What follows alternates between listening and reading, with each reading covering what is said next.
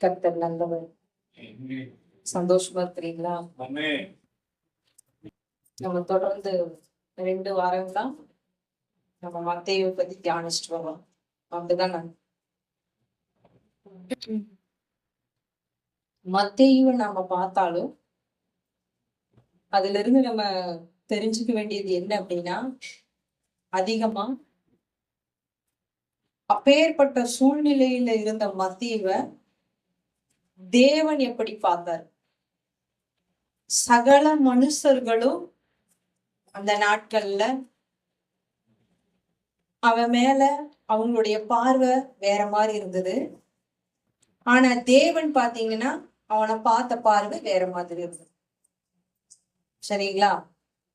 அப்ப தேவன் எந்த மனுஷனையும் அவர் ஒரு நாளும் அற்பமா பார்க்க மாட்டாரு. ஒரு நாளும் அற்பமா பார்க்க மாட்டாரு. உலக தாய் தகப்பனா இருக்கிற நாமளே நம்ம பிள்ளைகளை ஒரு நாளும் எப்படி பார்க்க மாட்டோம் அப்படின்னா அற்பமா பார்க்க மாட்டோம். ஒரு சிலர் பார்ப்பாங்க, நம்ம பிள்ளைதான் அப்படின்னு உண்மையா நினைக்கிறவங்க அற்பமா பார்ப்பாங்களான்னா பார்க்க மாட்டாங்க. அவங்க என்ன குற்றங்கள் செஞ்சாலும், குறைகள் செஞ்சாலும், தவறுகள் இருந்தாலும், திருடனா இருந்தாலும், கொலைகாரனா இருந்தாலும், அந்த பிள்ளைய அவங்க எந்த சூழ்நிலைகளையும் விட்டு கொடுக்க மாட்டாங்க. எந்த சூழ்நிலைகளையும் விட்டு கொடுக்க மாட்டாங்க. அதை விட மேலானவர் நம் ஆண்டவராகிய இயேசு கிறிஸ்து. நம்மள ஒரு நாள் அவர் என்ன பண்ணவே மாட்டாரு, எந்த இடத்துலயும் விட்டு கொடுக்க மாட்டாரு. ஏன் அப்படின்னா அழைத்தவர் அவர்தான். அழைத்தவர் அவர்தான். அவரை என்னைக்குமே பொய் சொல்லவே மாட்டார். உண்மைய சொல்லிதான் நம்மளை கூப்பிடுவார். அதனால அவர் மனம் மாற மனு புத்திரனும் அல்ல. அவர் சொல்லியும் செய்யாம இருக்க மாட்டார். அவர் சொல்லிட்டாரு அப்படின்னா எப்பேற்பட்ட சூழ்நிலையிலையும் அது அவரை நிறைவேற்றியே ஆவார். அப்பேற்பட்ட உண்மையுள்ள அழைத்த தேவனை தான் நம்ம ஆராதிக்கிறோம். அதனால நம்மளை அழைச்ச தேவன் உண்மையுள்ளவர். அவர் எப்படியும் அந்த அழைப்புல நம்ம கொண்டு போய் என்ன பண்ணிடுவாரு, சேர்த்துருவாரு. அந்த நம்பிக்கையோட நம்ம என்ன பண்ணணும், தேவனை அந்த விசுவாசத்தோட, அந்த இருக்கிற கொஞ்சம் விசுவாசத்துல நம்ம தேவனை என்ன பண்ணணும்னா உண்மையா ஆராதிக்கணும். உண்மையா ஆராதிக்கணும். அந்த மத்தேயுவை எல்லாரும் கேவலமா பார்த்தாங்க, அற்பமா பார்த்தாங்க, பாவியான மகனா பார்த்தாங்க, இவனால எந்த பிரயோஜனமும் இல்லை அப்படின்னு பார்த்தாங்க. ஆனா தேவன் அப்படி பார்க்கல. அதே மாதிரி நம்ம இருக்கிற இடத்துல நம்மளுடைய சூழ்நிலைகள் எல்லாமே அப்படிதான் இருந்தது. நம்மளை பார்த்தவங்க எப்படி நம்மளை பார்த்தாங்க, அற்பமா பார்த்தாங்க, கேவலமா பார்த்தாங்க. இவங்கனால என்ன பண்ண முடியும்னு நினைச்சாங்க. ஆனா உங்களையும் என்னையும் தேடிதான் தேவன் வந்தாரு. உங்களையும் என்னையும் தேடிதான் தேவன் வந்தாரு. அவங்களையும் தேடி வந்தாங்க.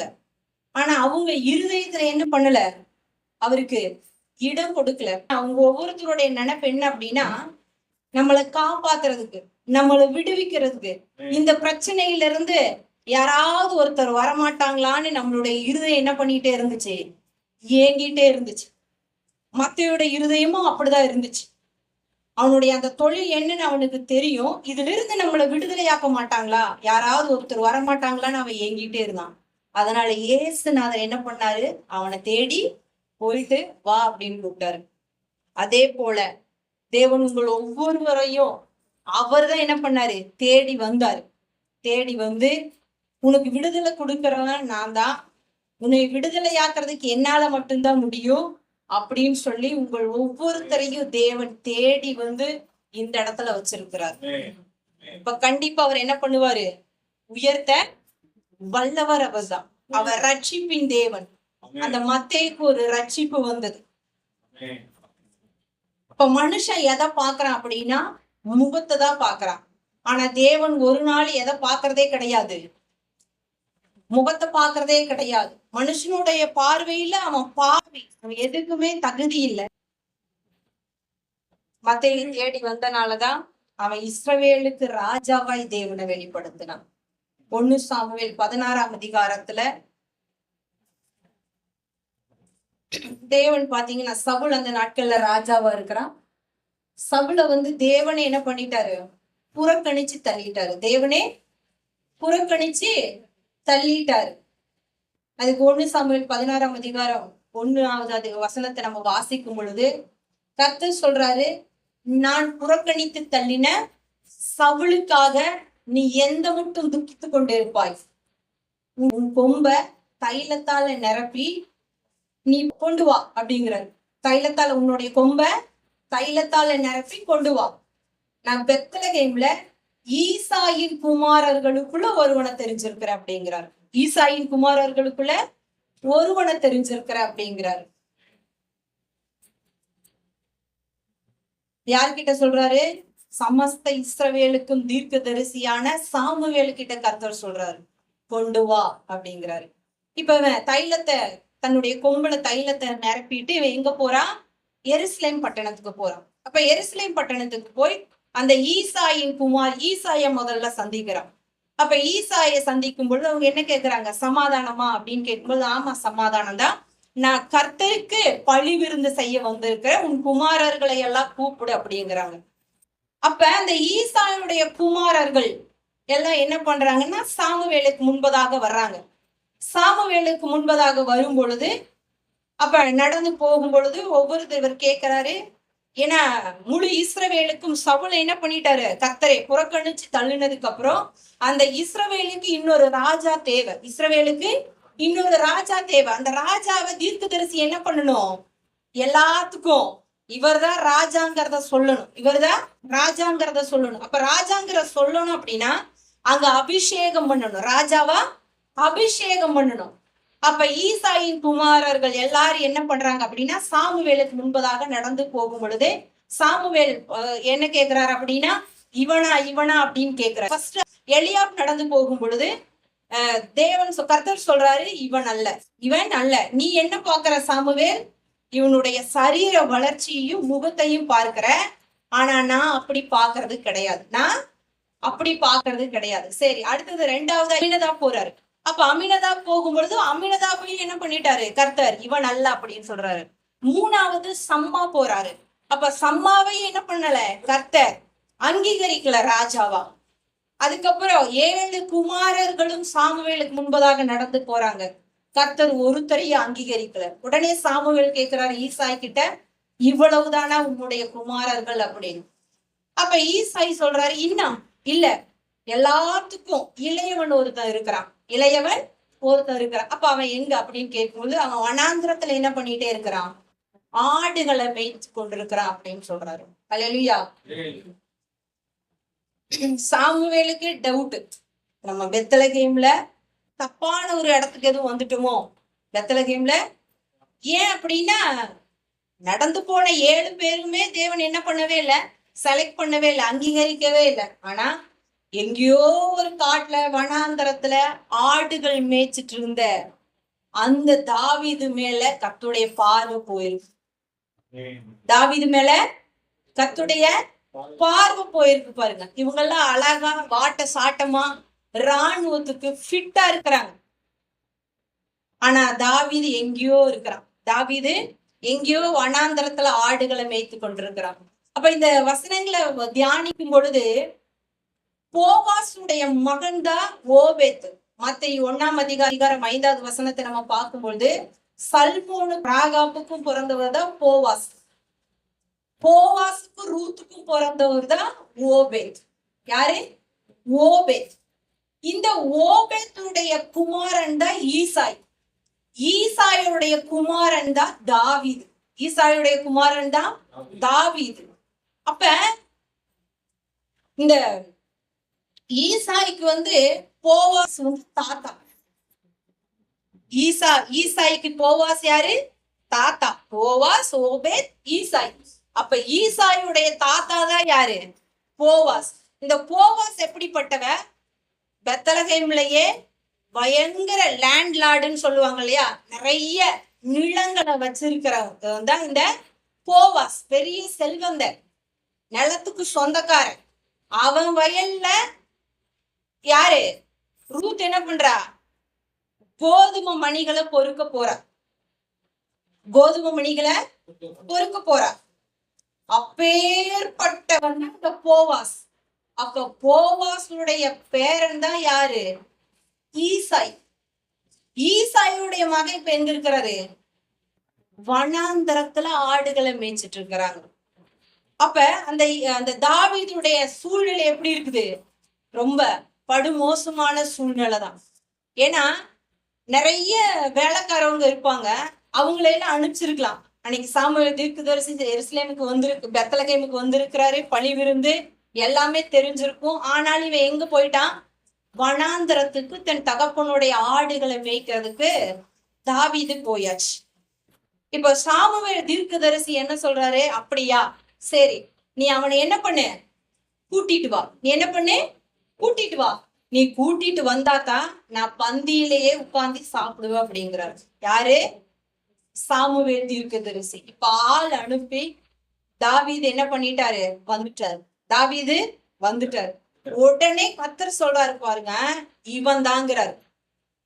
கர்த்தர் என்ன சொல்றாரு? இவன் தான். உன் நீ எழுந்து, கர்த்தர் சொல்றாரு பாருங்க சாமுவேல் கிட்ட, அப்படியே நீ எழுந்து இவனை நீ என்ன பண்ணு? இஸ்ரவேலுக்கு ராஜாவாய் அபிஷேகம் பண்ணு அப்படிங்கிறாரு. அப்படின்னா அவன் வனாந்தரத்துல ஆடுகளை மேய்ச்சிட்டு இருந்தாலும் அவனுடைய இருதயம் தேவனோடு கூட இருந்தது. ஏன் அப்படின்னா அவனுடைய பிறப்பே அப்படிதான். அவனுடைய பிறப்பே தன் தகப்பனால தாயால அவன் அங்கீகரிக்கப்படாம இருந்தது அவனுடைய பிறப்பு. அவங்களே என்ன பண்ணாங்க? அசட்டை பண்ணிட்டாங்க. இவன் எனக்கு பிறக்கல அப்படின்னு சொல்லிட்டாங்க. அப்படின்னா எத்தனை பேர் இந்த பூமியில 100 பேர் 1000 பேர் சொல்லலாம், இவங்க பிள்ளை இல்ல, இது இவங்களுக்கு பிறக்கல, இது தத்தெடுத்ததுதான் அப்படின்னு சொல்லலாம். ஆனா பெற்ற தாயும் தகப்பனும் விளையாட்டுக்கும் கூட இது நீ எனக்கு பிறக்கலன்னு சொல்லிட்டாங்கன்னு வச்சுக்கோங்க, அது சாகிற வரைக்கும் அது ஒரு ரணமா இருக்கு இருதயத்துல. அல்லேலூயா. அது யாருனாலையும் மறக்கவே முடியாது. அப்ப தாவீதுடைய நிலைமைய பாருங்க. அவன்தான் சொல்றான், நான் பிறக்கும் பொழுதே உங்க சார்பில் விழுந்துட்டேன் அப்படின்னு. அப்பேற்பட்ட ஒரு சூழ்நிலை தன் தகப்பனாலையும் தன் தாயினாலையும் அங்க இருக்கிற முழு ஜனங்களாலையும் கேவலமாகவும் பரிகாசமாகவும் அவமானமாகவும் பார்க்கப்பட்டவன் தான் இந்த தாவீது. ஆனா அவனுடைய இருதயம் இதுல இருந்தெல்லாம் நமக்கு ஏதோ ஒரு விமோச்சனை கிடைக்காதா அப்படின்னு அவன் நினைச்சிட்டே இருந்தான் பாருங்க. கர்த்தர் போறாரு, கர்த்தர் போறாரு, நீ எழுந்து நில்ல அப்படிங்கிறாரு. நம்ம எப்படி ஒரு பெரிய தலைவர்கள் வந்தாங்கன்னு வச்சுக்கோங்க, நம்ம எழுந்திருச்சு ஆட்டோமேட்டிக்கா நம்மள என்ன பண்ணிடுவோம்? எழுந்திருச்சு சல்யூட் பண்ணுவோம். அதே மாதிரி கர்த்தர் சாமுவேல் கிட்ட சொல்றாரு, நீ எழுந்து அவன் அபிஷேகம் பண்ணு அப்படிங்கிறாரு. என்ன ஒரு கிரெடிட், என்ன ஒரு இதை அந்த தாவீது மேல என்ன ஒரு இது இருக்குது பாருங்க அவருக்கு அந்த கணத்தை கொடுக்கிறாரு தாவீதுக்கு. இவன் தான் அடுத்த ராஜா, சமஸ்த இஸ்ரவேலுக்கும் ராஜா அவன் தான். அவன் எல்லாவற்றிலும் தாவீது அபிஷேகம் பண்ணதுக்கு அப்புறம் தேவனுடைய இருதயத்துக்கு ஏற்றவனாய் நடந்து கொண்டான். சங்கீதம் 78, 70, 71 அந்த வசனங்களை எல்லாம் நம்ம வாசிக்கும் பொழுது கரவலாடுகளின் பின்னால் சுற்றி திரிந்த தாவீது அப்படின்னு தம்முடைய ஜனமாகிய யாக்கோபையும் தம்முடைய சுதந்திரமாகிய இஸ்ரவேலையும் மேய்ப்பதற்காக அழைத்து கொண்டு வந்தார். அப்ப யார் தான் அழைச்சிட்டு வர்றது? யார் அழைச்சிட்டு வர்றது? கர்த்தர். அப்ப உங்க ஒவ்வொருத்தரையும் அழைச்சிட்டு வந்தது யார் தாங்க? கர்த்தர். அதுக்கு ஒரு ஆள் இருக்குது, ஒரு உடன் வேலை செய்யறதுக்கு. தாவீது அழைச்சிட்டு வர்றதுக்கு உடன் வேலை செய்யறதுக்கு ஒரு ஆள் போனார். யாரு? சாமுவேல் தீர்க்கதரிசி. அதே போல நம்ம ஒவ்வொருத்தரையும் அழைச்சிட்டு வர்றதுக்கு யாரோ ஒருத்தர் உடன் வேலையாளா இந்த பூமியில இருந்து செஞ்சாங்க. ஆனா அழைச்சிட்டு வந்தது யாரு? நம்ம மேல அவருடைய பார்வை எப்பவோ விழுந்துருச்சு. உலக தோற்றத்துக்கு முன்பதாகவே கிறிஸ்துவுக்குள் அவர் என்ன பண்ணிருக்கிறாரு? நம்ம தெரிந்தெடுத்திருக்கிறாரு. அப்ப அவர் தான் அழைச்சிட்டு வந்திருக்கிறாரு. அப்ப கண்டிப்பா அவர் என்ன பண்ணுவார் அப்படின்னா அந்த ஆசீர்வாதத்துக்கு நேரா நம்மளை நடத்துவார். அதை குறிச்சு நீங்க ஒரு நாள் என்ன பண்ணவே கூடாது, கவலைப்படவே கூடாது. ஏன் என் வாழ்க்கை மட்டும் இப்படி இருக்கு, ஏன் எனக்கு மட்டும் இந்த அவமானம் நிந்த இன்னும் மாறலையே அப்படி நீங்க என்ன பண்ணாதீங்க, ஒரு நாள் கவலைப்படாதீங்க. ஏன் அப்படின்னா அழைச்சவர் அவர், அழைச்சவர் உண்மை உள்ளவர். நம்ம மத்தவங்க சொல்லி வரல, தேவனே என்ன பண்ணிருக்கிறாரு, அழைச்சிருக்கிறாரு. பாருங்க, நானே அழைத்து வந்தேன் தம்முடைய ஜனமாகிய யாக்கோபையும் இஸ்ரவேலையும் என்ன பண்றதுக்காமா, மேய்ப்பதற்கு ராஜாவை தேவன் என்ன பண்றாரு, செலக்ட் பண்றாரு. அதனால அவருதான் உங்களை அழைச்சிருக்கிறாரு, அவர்தான் நம்மளை அழைச்சிருக்கிறாரு. அதுல எந்த வித மாற்று கருத்துமே இல்லை. அவனுடைய சூழ்நிலை எப்படி வேணா இருக்கட்டும். சங்கீதம் 4:3 சொல்லுது, பக்தி உள்ளவனை கர்த்தர் தமக்காக தெரிந்து கொண்டாள் என்று அறியுங்கள். என்னது, அறியுங்கள், அப்படிதான் இருக்கு வசனம், அறியுங்கள். அப்ப நம்ம அறிந்து கொள்றோம். ஒவ்வொரு நாளும் சத்தியத்தை நம்ம வாசிக்கும் பொழுது, ஒவ்வொரு கேரக்டரா நம்ம எடுத்து படிக்கும் பொழுது, நம்ம ஒவ்வொரு நாளும் என்ன பண்றோம், ஒவ்வொருத்தரை தேவன் எப்படி அழைச்சிருக்கிறார், எப்படி நடத்தி இருக்கிறார் அப்படிங்கறத நம்ம என்ன பண்றோம், அறிந்து கொள்றோம்.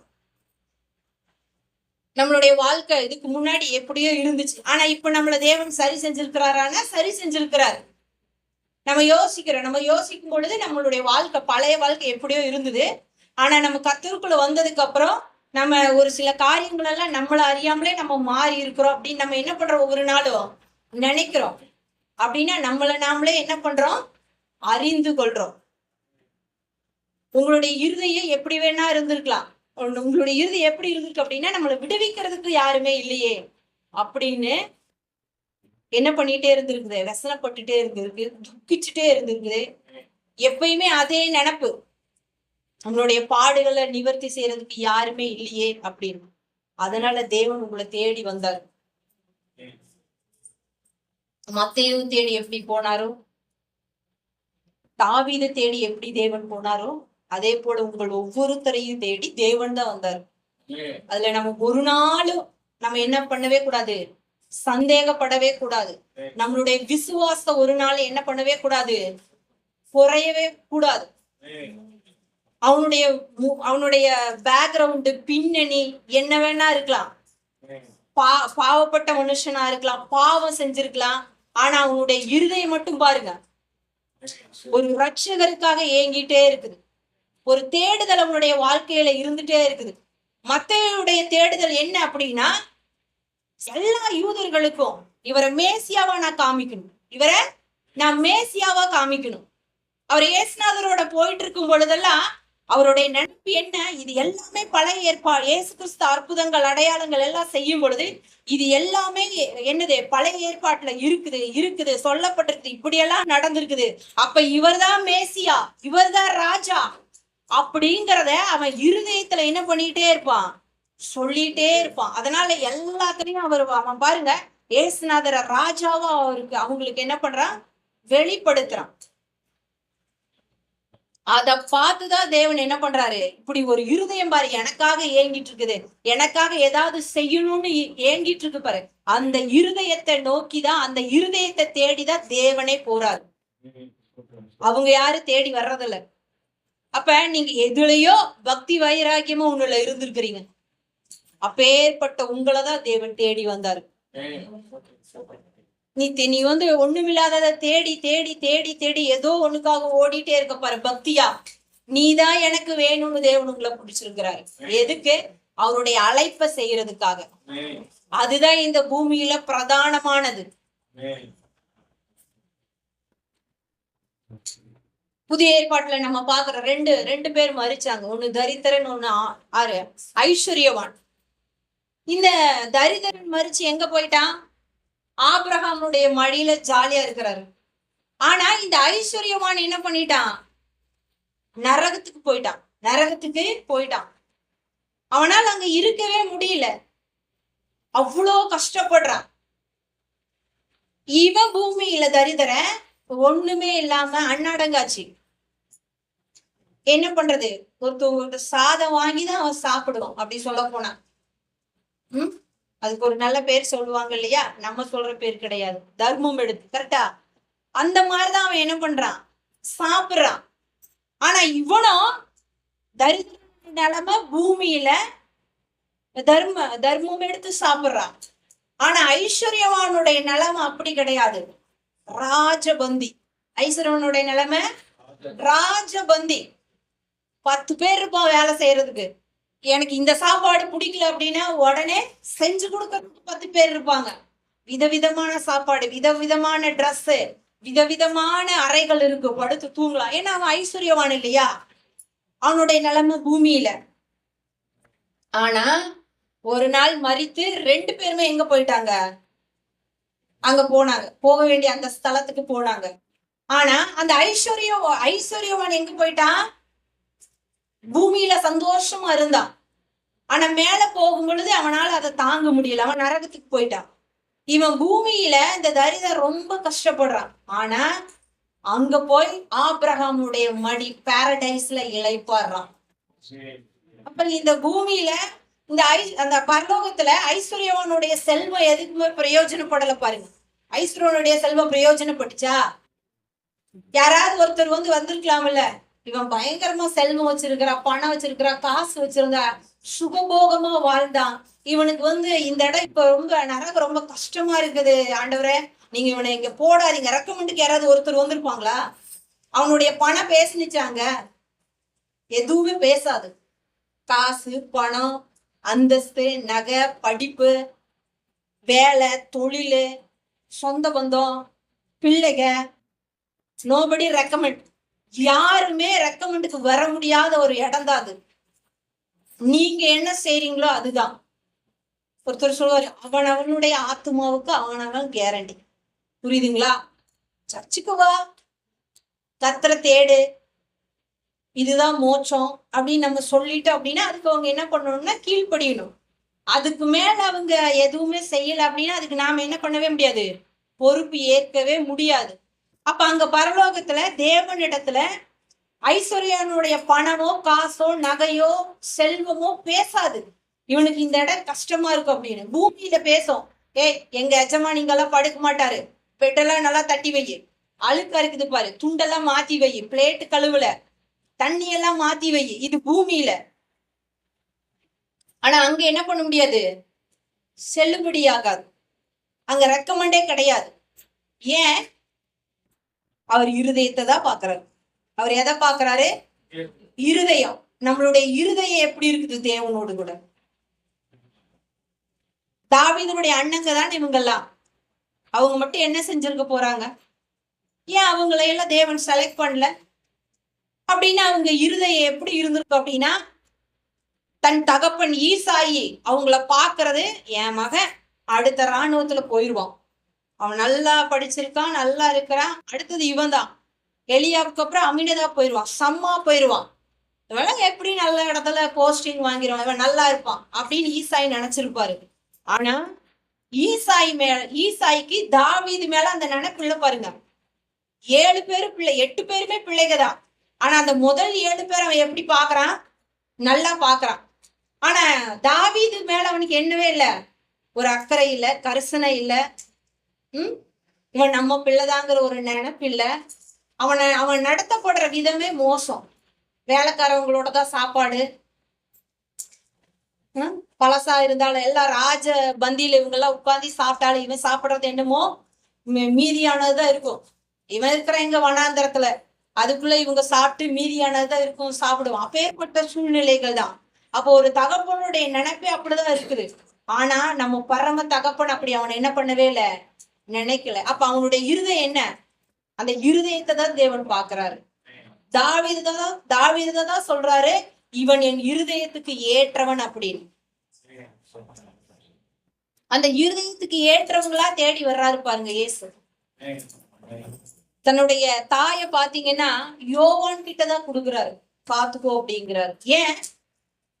இயேசுநாதருடைய இருதயத்துக்கு ஏற்றவனா இருந்தா, இயேசுநாதருடைய மார்பிளையே சாஞ்சு படுத்துட்டு வசனங்களை எல்லாம் கேட்டுட்டு இருந்தா, இப்போ ஒவ்வொருத்தரையும் தேவன் தங்களுடைய இருதயத்துக்கு எப்படி அவங்க இருக்கிறாங்க, நம்மள தேடுறாங்களா, உண்மையுள்ள தேவனை தேடுறாங்களான்னு பார்த்து பார்த்து போறாரு பாருங்க. அப்படித்தான் உங்களை தேடி வந்திருக்கிறாங்க. அப்ப இந்த பூமியில தான் இந்த காசு பணம், பரலோகத்துல எல்லாம் தேவனுக்கு அதெல்லாம் தேவையில்லை. நம்மளுடைய காசோ பணமோ தேவையில்லை. தரித்திரம் பாருங்க, ஜாலியா இருக்கிறான், வழி இல்லாதவன் பூமியில.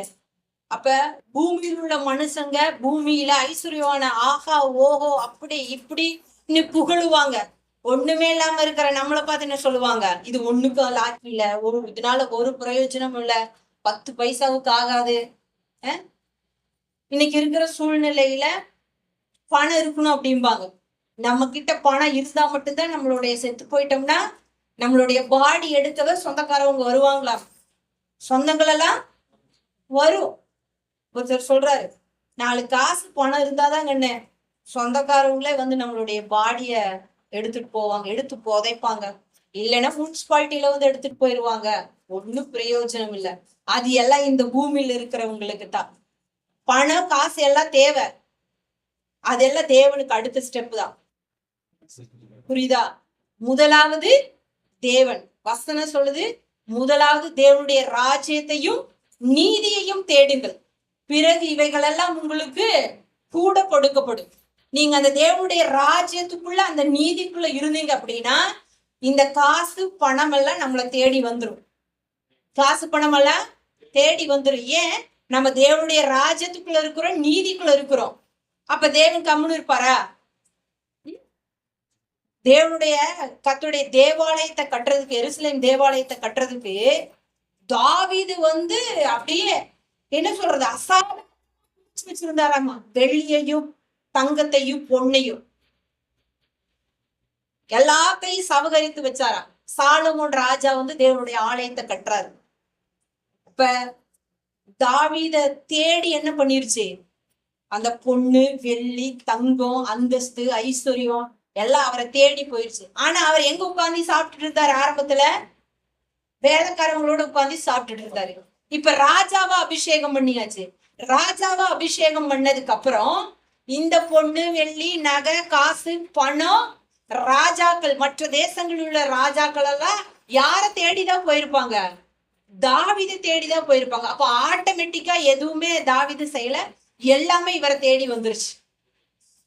இப்ப நம்மளும் என்ன பண்ணணும்னா தேவனுடைய ராஜ்யத்தை நீதியை தேடும் பொழுது இது எல்லாம் பின்னாடியே வந்துருங்கிற. இந்த பண காசெல்லாம் உலக மனுஷங்க தான் இல்லையே இல்லையேன்னு என்ன பண்ணணும், கவலைப்படணும். நாம கவலைப்பட்டாலும் நமக்கு தேவைன்னு கவலைப்பட்டாலும் அதை பெருசு பண்ணக்கூடாதுங்கிற. புரியுதா? கவலை எப்பயுமே வரும், எல்லாத்துக்குமே வரும், வந்துட்டு போகும். அந்த நேரத்துல நம்ம அதை குறிச்சு என்ன பண்ணக்கூடாது, சிந்திச்சுட்டே இருக்காம கர்த்தர் நமக்கு தருவார், கர்த்தர் நமக்கு தருவார்.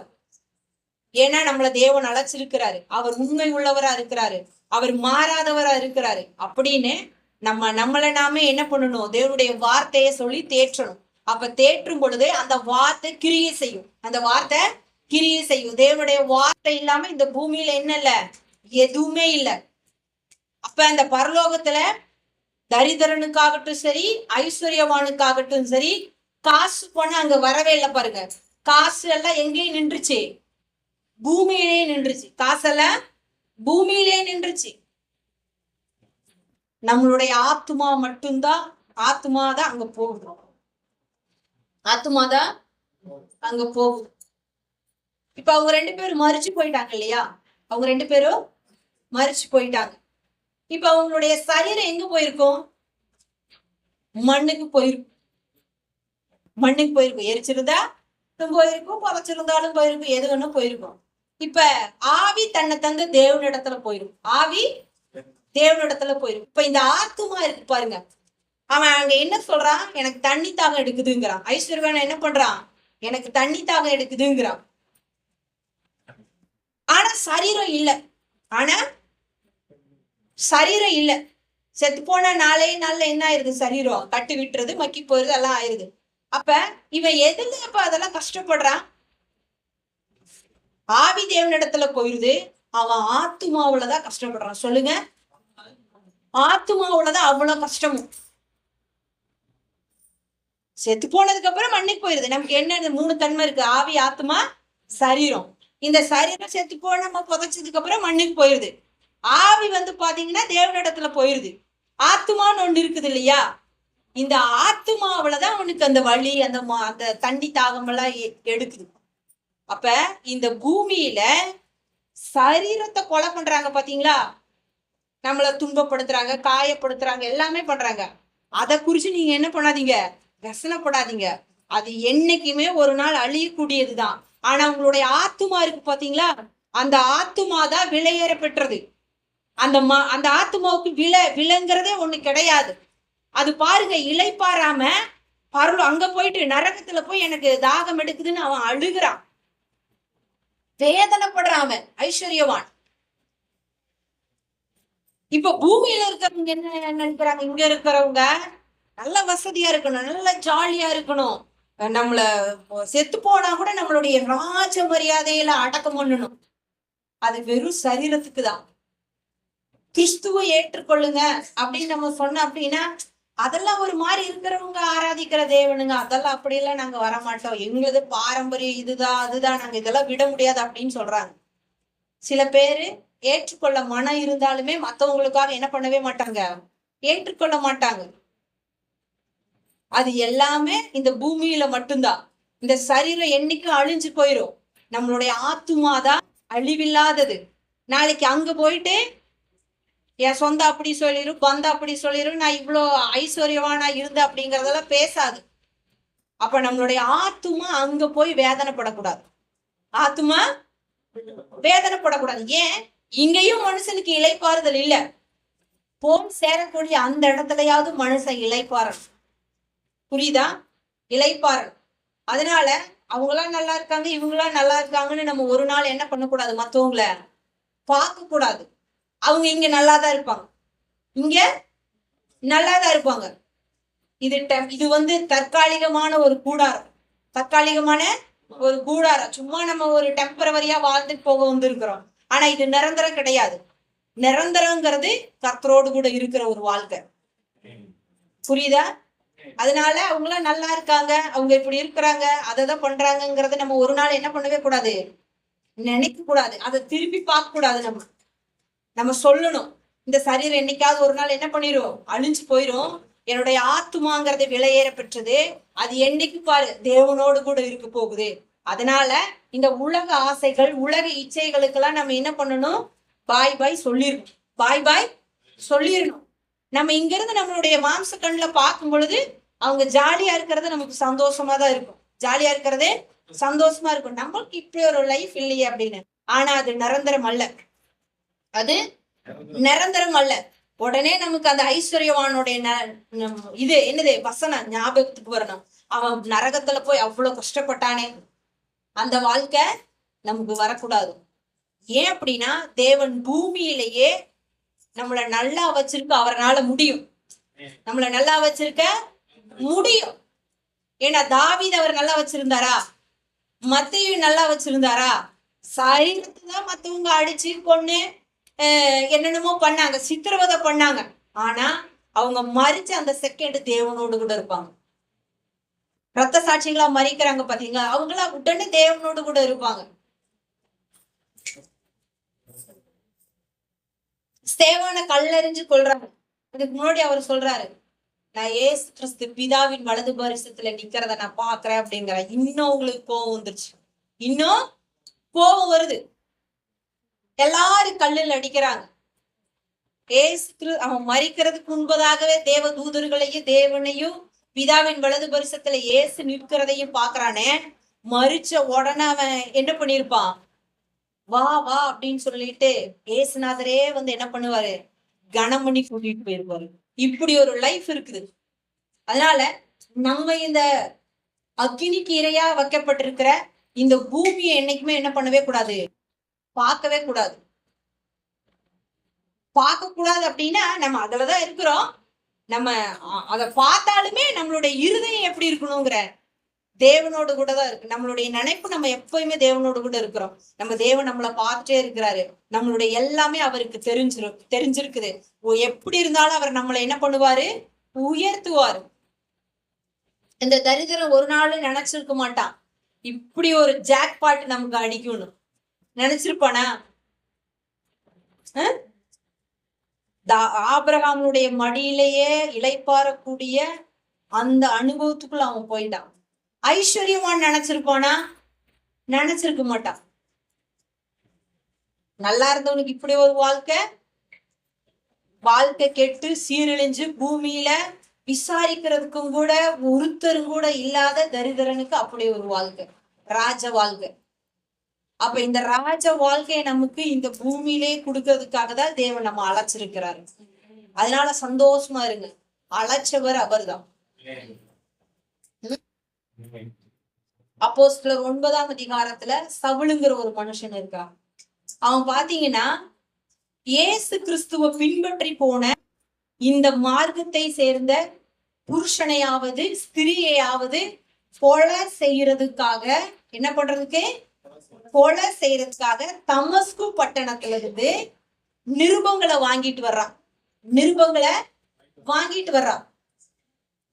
அப்ப அவனுடைய இருதயம் பாத்தீங்கன்னா, அவனுக்கு என்ன பிரச்சனைன்னா, பிதாவாகிய தேவனை இவங்க விட்டுட்டு இப்ப வந்த இயேசுவை பின்பற்றுறாங்களேன்னு அவனுக்கு ஒரு கசனம். இப்ப வந்த இயேசுவை பின்பற்ற. அப்ப அவனுடைய பக்தி வைராக்கியத்தை பாருங்க. நியாயம் சொன்னது அது இதெல்லாம் விட்டுட்டு இவங்க இப்ப வந்த இயேசு அற்புதத்தை செஞ்சதை இவங்க பின்பற்றுறாங்களே அப்படின்னு சொல்லிட்டு இவன் அவங்களையெல்லாம், அப்ப இயேசுநாதரை யாரெல்லாம் பின்பற்றி போறாங்களோ அவங்களையெல்லாம் நம்ம என்ன பண்ணிடணும்? கொலை செஞ்சிடணும் அப்படின்னு சொல்லிட்டு எருசலேம் அந்த தேவாலயத்துல போயிட்டு, தமஸ்கு ஜப ஆலயத்துல போயிட்டு, அங்க போயிட்டு அதிகாரிங்க கிட்ட நிருபங்களை வாங்கிட்டு வரான். யார் இவங்களையெல்லாம் கொலை செய்யறது. அப்ப நிருபங்களை வாங்கிட்டு வர்றாரு. வேகமா வரும் பொழுதுதான் குதிரையில இருந்து தடிக்கு விழுந்து என்ன பண்றான்? தடிக்கு விழுந்துடுறான். விழுகும் பொழுது அங்க ஒரு ஒளி அவனுடைய கண்ணுல படும் பொழுது அவனுக்கு கண்ணு தெரியாம போயிருது. அப்போ ஒரு குரல் பேசுது, சவுளே சவுளே ஏன் என்னை துன்பப்படுத்துகிறாய் அப்படின்னு. அவன் உடனே பார்த்து பயந்து திகில் அடைஞ்சு, ஆண்டவரே யார் அப்படின்னு கேட்கிறான். அவன் பாருங்க உடனே என்ன வார்த்தை சொல்றான்? ஆண்டவரே அப்படிங்கிறான். அப்ப அவன் இருதயம் பாத்தீங்களா எப்படி இருக்குது? நம்ம இது வரைக்கும் ஒரு தேவனை ஆராதிச்சுட்டு வந்துட்டு இருந்தோம். திடீர்னு யாரும் கிராஸ் பண்ணி இன்னொரு தேவனை சொல்லி கூட்டிட்டு போறாங்களே, நம்மளுடைய ஜனங்களை எல்லாம் தசை திருப்புறாங்களேன்னு அவனுக்குள்ள ஒரு வைராக்கியம், பக்தி வைராக்கியம் பாருங்க தேவன் சந்திக்கிறார். ஏன்? அவன் அடிப்படையிலேயே பக்தி வைராக்கியம் உள்ளவன். ஆண்டவருக்காக அவன் தேடிட்டே இருக்கிறான் பாருங்க. உண்மையான தேவனை அவன் தேடிட்டே இருக்கிறான். நம்மளுடைய தேவனை இப்படிதாங்க சொல்லி இருக்கிறாங்க. இவர் என்னது நாசரேத்துல இருந்து அற்புதத்தை செய்யறாரு. இவர் மரியாளின் குமாரன் அல்லவா, இவரை எப்படி நாங்க ஏற்றுக்கொள்வோம் அப்படிங்கிற கொஸ்டின் தான் பவுலுக்கு. இவர் ராஜாவால வெளிப்பட்டிருக்கு அப்படின்னுதான் இவங்களை எல்லாம் கொலை செய்யணும்ட்டு நிருபங்களை வாங்கிட்டு போறாரு. அப்ப இயேசுநாதர் சொல்றாரு, நீ துன்பப்படுத்துகிற இயேசு நான் தான் அப்படின்னு. உடனே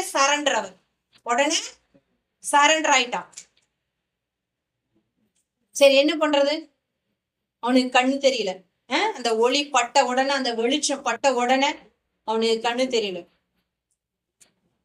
அவன் மேல தேவனுடைய அழைப்பு பாருங்க. 3 நாள் சாப்பாடு தண்ணி இல்லாம யூதா வீட்டுல அந்த தமஸ்கு பட்டணத்துல இருக்கிறான். இப்ப ஆண்டவர் என்ன பண்றாரு? அங்க போய் ஒரு அனனியாங்கிற ஒரு சீசன் கிட்ட பேசுறாரு. சீசன் கிட்ட சொல்றாரு, யூதா வீட்டுல சவுலுங்கிற ஒருத்தன் இருக்கிறான்.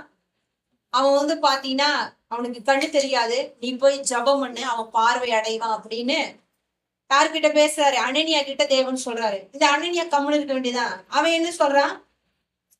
அவன் ரொம்ப பொல்லாதவன். இந்த மாதிரி ஆண்டவரை உங்களை பின்பற்றி வர்ற ஸ்திரீகளையும் புருஷர்களையும் கொலை செய்யறதுக்கு அவன் ஜபாலயத்திலேயே போய் நிருபங்களை வாங்கிட்டு வந்திருக்கிறான். அவனுக்கு போய் நீங்க என்ன பண்ண சொல்றீங்க? அவனுக்கு பார்வை கிடைச்சா என்ன, கிடைக்காம போனா நமக்கு என்னங்கிற மாதிரி பேசுறான். அப்ப தேவன் சொல்றாரு, அதெல்லாம் பத்தி நீ கவலைப்படாத, அதெல்லாம் பத்தி நீ கவலைப்படாத. இப்படிதான் அவங்க அங்க ஒரு இது நடந்திருக்கும், ஒரு உரையாடல். அதெல்லாம் பத்தி நீ என்ன பண்ணாத, இது பண்ணாத.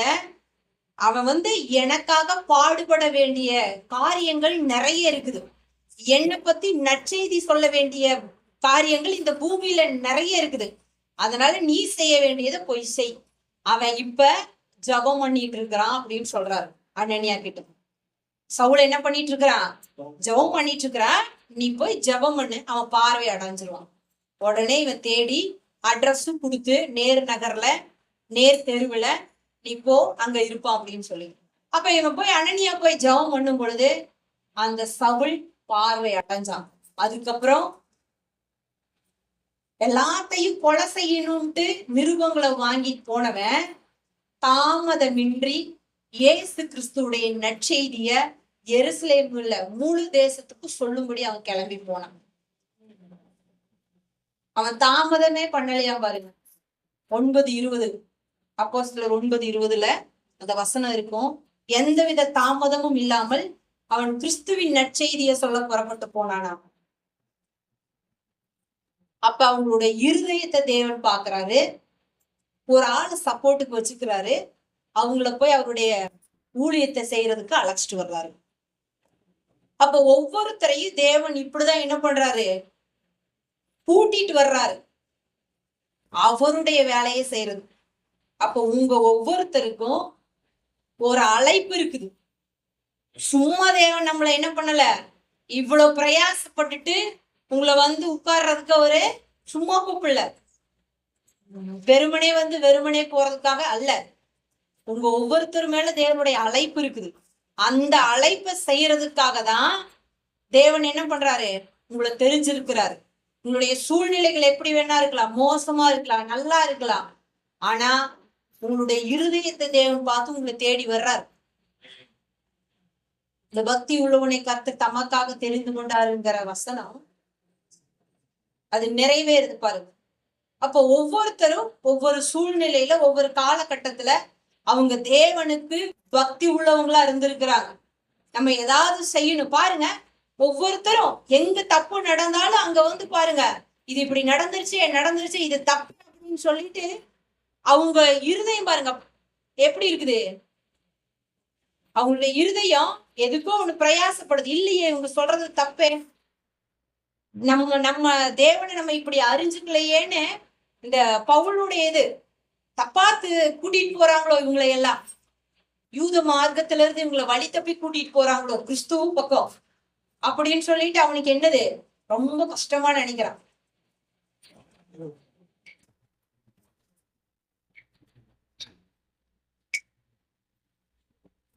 அதனால நீங்க ஏதோ ஒரு மார்க்கத்துல இருந்தோம் அப்படின்னு நீங்க என்ன பண்ணவே கூடாது, நினைக்க கூடாது.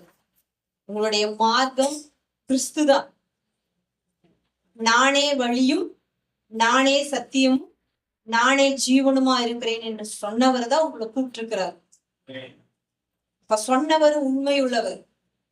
கண்டிப்பா அதுக்கு நேரம் உங்களை என்ன பண்ணுவார், அவரு நடத்துவார்.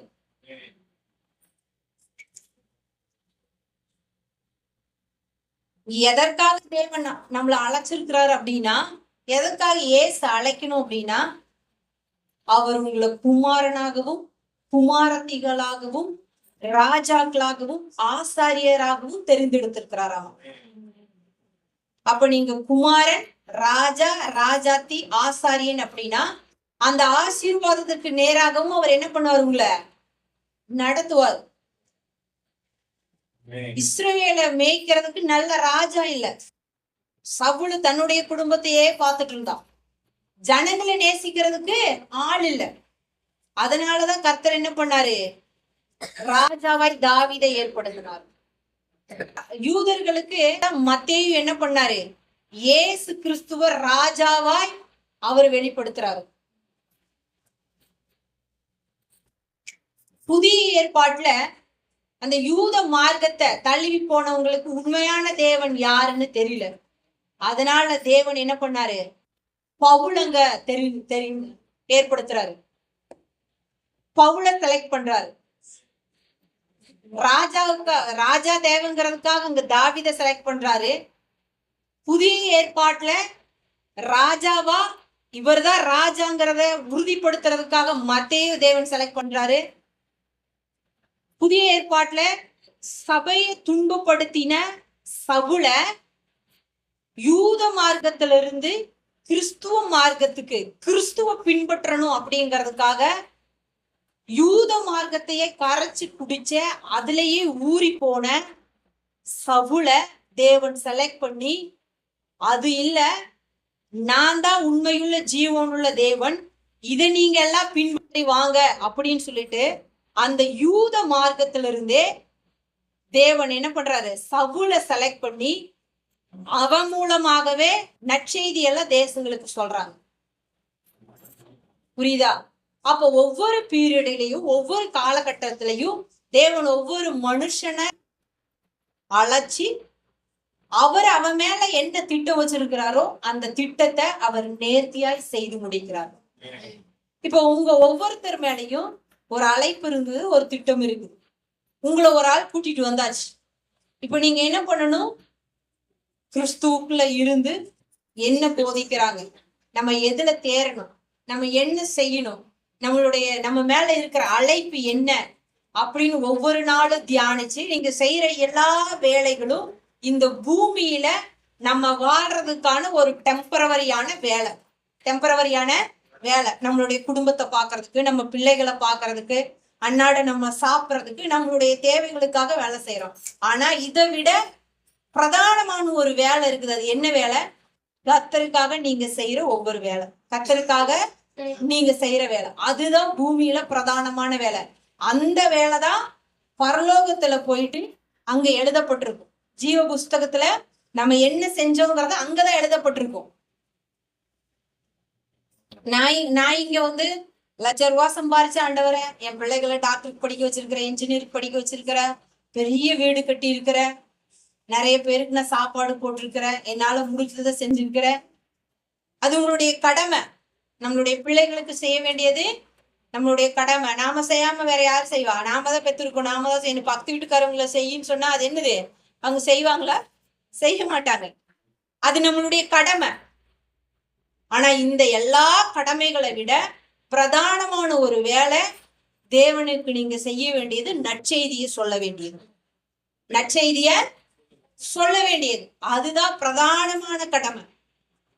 நற்செய்தி சொல்லணும், அதுக்காக ஜெபிக்கணும், தேவ சமூகத்துல இருக்கணும். உங்க வேலைகளை எல்லாம் முடிச்சுட்டு தேவ சமூகத்துல இருக்கணும். எப்படியாவது கிறிஸ்துவை யாருக்காவது சொல்லிடணும்னு நமக்குள்ள அந்த வாஞ்சையும் தாகமும் இருக்கு. நீங்க ஒவ்வொரு நாளும் அந்த ஐஸ்வர்யவானையும் அந்த தரிதரையும் நினைச்சுக்கணும். நம்ம பாக்குற எல்லாரும் இப்படிதானே இருப்பாங்க. பரலோகத்துல போனா இதான் நிலைமை. ஐஸ்வர்யவான்களுடைய நிலைமை இதுதான். ஏசுநாதர் கிட்ட ஒருத்தன் வர்றான், ஒரு தலைவன் வர்றான். அவன் என்ன சொல்றான் அப்படின்னா, நல்ல போதகரே அப்படிங்கிறான், நான் உங்களை பின்பற்றி வரணும் அப்படிங்கிறான். நல்ல போதகரே அப்படின்னு சொன்ன உடனே ஏசுநாதர் சொல்றாரு, பிதா ஒருவர் தவிர நல்லவன் யாருமே கிடையாது, பிதா ஒருவர் தவிர நல்லவன் யாருமே கிடையாது அப்படின்னு சொல்றாரு. ஓகே அப்படின்னு சொன்னதுக்கு அப்புறம் என்ன சொல்றாரு, என்னை பின்பற்றி வா அப்படின்னு சொன்ன உடனே அதுக்கு நான் என்ன செய்யணும் அப்படின்னு யாரு இவன் கேட்கிறான், அந்த தலைவன் கேட்கிறான். அப்ப ஏசு சொல்றாரு, கொலை செய்ய வேண்டாம், விபச்சாரம் செய்ய வேண்டாம், உன் பெற்றோரை கனம் பண்ணு, எல்லாத்தையும் செய்ய அப்படின்னு சொல்றான். அப்புறம் தரித்திரர்களுக்கு கொடு அப்படின்னு எல்லாம் சொல்றாரு. இவன் சொல்றான், நான் எல்லாத்தையும் சின்ன வயசுல இருந்து இதை என்ன பண்ணிட்டே வர்றேன், கடைபிடிச்சிட்டே வர்றேன் அப்படின்னு. அப்படியா, சரி, உன் சம்பாத்தியத்துல என்ன பண்ணு, கொஞ்சத்தை வித்து ஏழைகளுக்கெல்லாம் கொடு அப்படின்னு சொல்றாரு. சம்பாத்தியத்துல கொடு, கொஞ்சத்தை வித்து ஏழைகளுக்கு கொடு அப்படின்னு சொன்ன உடனே இவனுக்கு அந்த உபதேசம் கடினமா இருந்துச்சு. அந்த உபதேசம் கடினமா இருந்துச்சா, அவனுக்கு ஏற்றுக்கொள்ள மனம் இல்லை. அவன் உடனே என்ன பண்ணிட்டான், போயிட்டான். உடனே ஏசு சொல்றாரு சீசர்களை பார்த்து, ஐஸ்வர்யவான்கள் பரலோக ராஜ்யத்தில் பிரவேசிப்பது கூடாத காரியம். என்ன காரியம்? கூடாத காரியம். ஊசியுடைய காதுக்குள்ள ஒட்டகமே போயிட்டு வந்துருமா. ஆனா ஐஸ்வர்யவான் என்ன பண்ண மாட்டானாமா, மாற மாட்டான்னு சொல்ல வர்றாரு. ஊசி எடுத்துக்கங்க, ஒட்டகத்தை பாருங்க, கற்பனை பண்ணி பாருங்க. அந்த மாதிரி அவனுடைய சுபாவம். சரிங்களா? அப்ப அந்த பண காசு எல்லாமே ஒண்ணும் இல்லாதது, பிரயோஜனம் இல்லாதது. அது எதுக்கு? பூமியில மட்டும்தான். இப்ப ஐஸ்வர்யவான்கள் என்ன பண்றது இல்ல, பரலோக அந்த இதுல அவங்க பிரவேசிக்கிறது இல்ல, பரலோக ராஜ்யத்துக்குள்ள பிரவேசிக்கிறது இல்ல.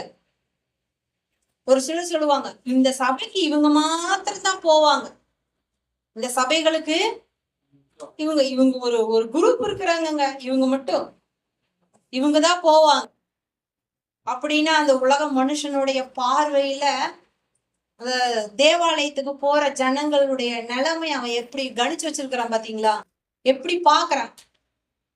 அது இந்த இந்த தேசத்துல மட்டும்தான் நினைக்கிறேன் அவமானப்படுத்துறது.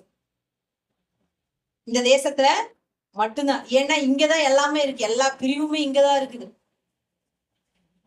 இப்படி ஒன்னெல்லாம் இருக்கிறது ஃபாரின்காரனுக்கு எல்லாம் தெரியாது. அவன் எல்லாத்தையுமே இப்படிதான் நினைப்பான், ஈக்குவலா தான் நினைப்பான். அவன் எப்பயுமே வரும்போது கைய இப்படி கையை அசைச்சிட்டு தான் வருவான். நாம தான் இப்படியே போறது. அதனாலதான் தேவன் அவங்களெல்லாம் உயர்த்துறாரு பாருங்க. தேவன் அவங்களுடைய இது எப்படி வேணா இருக்கலாம், ஆனா தேவன் தான் ஒரு மனுஷனை என்ன பண்ண முடியுங்க, உயர்த்த முடியும், உயர்த்தி அழகு பார்க்க முடியும். மத்த யாருனாலையும் உயர்த்தி அழகு பார்க்கவே முடியாது. அதனால இந்த பூமியில தான் என்னது, ஐஸ்வர்யவான்கள் எல்லாம் மாட மாளிகையில இருப்பாங்கன்ட்டு நம்ம பெருசா நம்ம நினைக்க கூடாது. நம்மளுடைய மென்டாலிட்டி என்ன, நம்மளுடைய மைண்ட் செட் என்ன அப்படின்னா, நம்ம அவங்களை எல்லாம் பார்த்து பிரமிச்சு போயிருக்கிறோம். அதை பார்க்காதீங்கன்னு சொல்ல வர, அத பார்க்காதீங்க. அவங்களும் நம்மள மாதிரி சாதாரண மனுஷன்தான். வெளியதான் பிரம்மாண்டம். யாரா இருந்தாலும் வெளியதான் பிரம்மாண்டம். செத்து போனா ஒண்ணுமே இல்லை, செத்து போனா ஒண்ணுமே இல்லை. இன்னைக்கு அநேக பேர் என்ன பண்றாங்கன்னா, இளம் வயதுலயே 44 40 வயசு எல்லாம் மறிச்சு போறாங்க. காசு பணம் எல்லாம் இருக்குது, சுகபோகமா வாழ்றாங்க. ஆனா எவ்வளவு தூரம் உயர பறந்தாலும் டக்குன்னு என்ன பண்ணிடுறாங்க, கீழே வந்தோன்னு அவங்கள சீன்றதுக்கும் கூட ஆள் கிடையாது, அவங்களோட பாடி எடுக்கிறதுக்கும் கூட ஆள் கிடையாது. வாழும் பொழுது ஒரு மனுஷனுடைய மதிப்பு ரொம்ப சாதாரணமா இருக்குது. செத்து போனதுக்கு அப்புறம் பயங்கரமா அவங்களை என்ன பண்றாங்க, தாங்குறாங்க. ஆனா அவன் வியாதிப்பட்டு பலவீனப்பட்டு மருத்துவ செலவுக்கும் கூட காசு இல்லாத நேரம் போய் பாக்குறதுக்கு யாருமே இல்லை. அந்த மாதிரிதான் உலகம். ஆனா நம்ம ஆண்டவர் அப்படி இல்லை பாருங்க. அவங்கள தேடி போறாரோ இல்லையோ, நம்மளை தேடி தேவன் வந்திருக்கிறாரு. நமக்கு யாருமே இல்லைன்னு அவருக்கு தெரியும். நமக்கு யாருமே இல்லைன்னு அவருக்கு தெரியும். அதனாலதான் தெரிஞ்சு வந்திருக்கிறாரு. ஒரு நாள் அந்த மாட மாளிகையில நம்ம புஷ்னு போயிரும். கிறிஸ்துவர்களுடைய மைண்ட் செட்டு என்னைக்குமே கிறிஸ்துவ நோக்கி இருக்கணும், தேவனுடைய ராஜ்யத்தை நோக்கி இருக்கணும், தேவனுடைய நீதியை நோக்கி இருக்கணும். மத்ததெல்லாம் நம்மளை தேடி வந்துடும். ஒரு நாள் பாருங்க, நிறைய கிடக்குதுங்க, யூஸ் பண்றதுக்கு ஆள் இல்லைன்னு சொல்லுவோம் நம்ம. அப்படி ஒரு நிலைமை வரும். நம்மளுடைய சந்ததி எப்படி இருப்பாங்க, ஆசீர்வாதமா இருக்கிறாங்க. நாம இன்னைக்கு அதுக்கு விதை போடுறோம். அல்லேலூயா. அதனால அழைச்சவர் உண்மை உள்ளவர். அந்த அழைப்புக்கு நேரா தேவன் என்ன பண்ணுவாரு, நம்மள நடத்திட்டு போவார். அதனால மத்தவங்களை சுற்றி இருக்கிறவங்களை நம்ம என்ன பண்ணக்கூடாது, பார்க்க கூடாது. சொல்லணும், நீ இன்னைக்கு இப்படித்தான் இருப்ப, ஆனா நான் ஒரு நாள் தேவனோடு கூட இருப்பேன். அவங்க நம்மள முகத்தை பார்த்து பேசுறாங்களா, நம்ம சிந்திக்கணும், நான் ஒரு நாள் தேவனோடு கூட இருப்பேன். இந்த காசெல்லாம் வராது, உனக்கு ரெக்கமெண்ட் பண்ணாது அப்படின்னு நீங்க ஒவ்வொருத்தரும் சொல்லிக்கணும், ஒவ்வொருத்தரும் சொல்லணும்.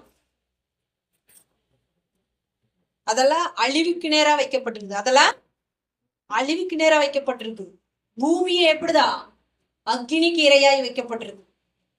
அப்ப அந்த பூமியில இருக்கிறது மேல நம்ம என்ன பண்ணவே கூடாது, ஆசைப்படக்கூடாது. ஒரு ஊழியக்காரர் சொல்றாரு, துபாய் எல்லாம் போனா கண்ணை மூடிக்கிடுவாராம். ஏன்னா அந்த கட்டடங்கள், அங்க இருக்கிற அந்த லைட் வெளிச்சம், அந்த அவங்க ஃபன் பண்றது, அவங்க ஜாலியா இருக்கிறதெல்லாம் பார்த்தா நம்மளுடைய இருதயம் அதுல எதுவும் மயங்கிருமோன்னு நினைப்பாராம். அவருக்கு இப்ப 80 வயசுக்கு மேல ஆயிடுச்சு.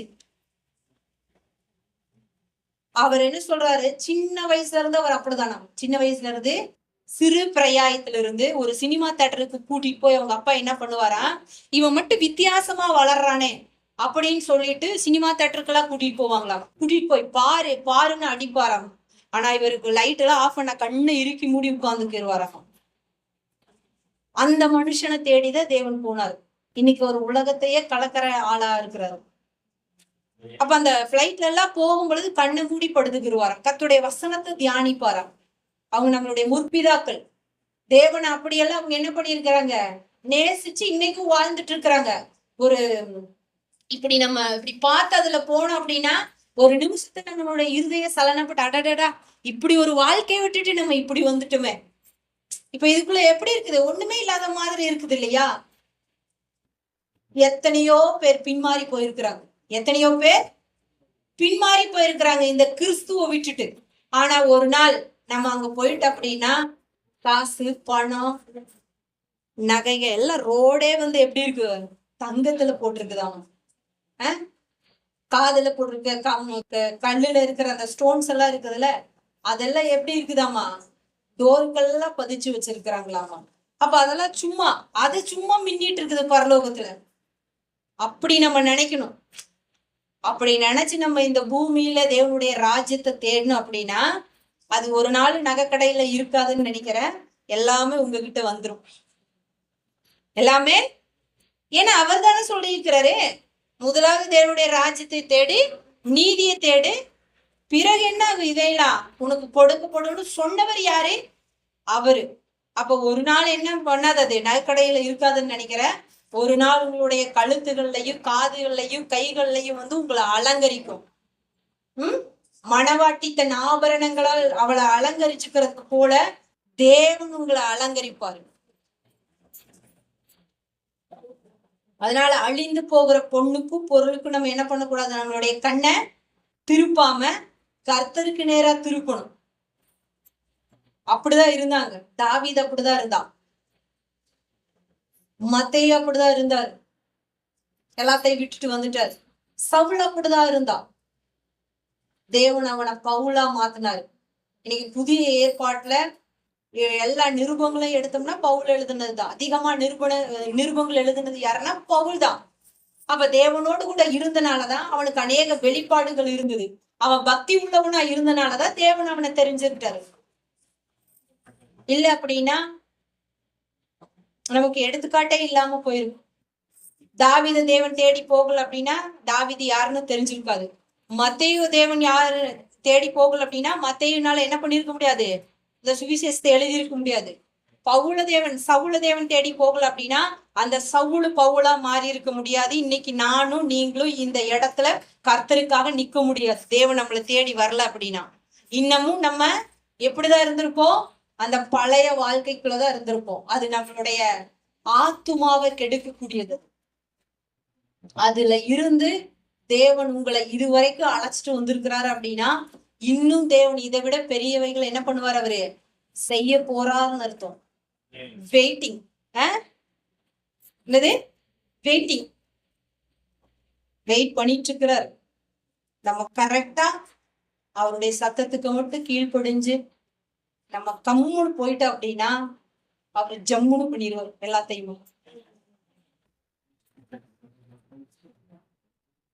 யாருமே எதுவுமே நான் வரலன்னு சொல்லவே இல்லை பாருங்க. தாவீதாகட்டும், மத்தேயாகட்டும், சவுல் ஆகட்டும், விழுந்த மாத்திரத்துல சவுளேன்னு சொன்ன உடனே ஆண்டவரேன்னு சரண்டர் ஆயிட்டான் பாத்தீங்களா. அப்ப யாராவது ஏதாவது பண்ண மாட்டாங்களா? அப்ப அந்த உண்மையுள்ள தேவனை அவங்க தேடிட்டே இருக்கிறாங்க பாருங்க. ஓடி ஓடி உட்கலந்த ஜோதியை நாடி நாடி நாடி, அந்த மாதிரி அப்படி இருக்கிற மாந்தர்கள் கோடி கோடியா, அப்படி இருக்கிற மாந்தர்கள் கோடி கோடியா தேடிட்டே இருக்கிறாங்க. அப்படி தேடின ஒருத்தர் தான் நீங்கெல்லாம். அப்படி தேடினவங்க தான் இங்க இருக்கிற நீங்கெல்லாம். ஒரு வாரத்துல ஒரு நாளும் கூட மிஸ் பண்ணாம ஓடினவங்க தான் நீங்க. தேடிட்டே இருந்திருக்கிறீங்க, ஆனா கர்த்தர் உங்களை தேடி வந்தார். அப்ப அந்த தேவனை நம்ம என்ன பண்ணணும்? சார்ந்து நம்ம நிக்கணும். அப்ப கண்டிப்பா அவர் என்ன பண்ணுவாரு? உயர்த்துவார். அப்ப அந்த ராஜரீக அபிஷேகத்தை தான் தேவன் நம்ம மேல வச்சிருக்கிறாரு. அதனாலதான் வெளிப்படுத்தல் 1:6 சொல்லுது, பிதாவாகி தேவனுக்கு முன்பதாக அவர் உங்களை எப்படி தெரிஞ்சிருக்கிறாராமா? ராஜாக்களாகவும் ஆசாரியர்களாகவும் தெரிந்திருக்கிறாரு. அப்ப அந்த ராஜாக்குரிய ஆசீர்வாதமாகட்டும் சரி, ஆசாரியனுக்குரிய ஆசீர்வாதமாகட்டும் சரி, இந்த பூமியில உங்களுக்கு கண்டிப்பா கிடைக்கும். கண்டிப்பா கிடைக்கும். அதுக்கு நம்ம என்ன பண்ணணும்? வெயிட் பண்ணணும். கர்த்தர் தாமே நம்மளை ஆசீர்வதிப்பாராக. ஆமென். ஹல்லேலூயா.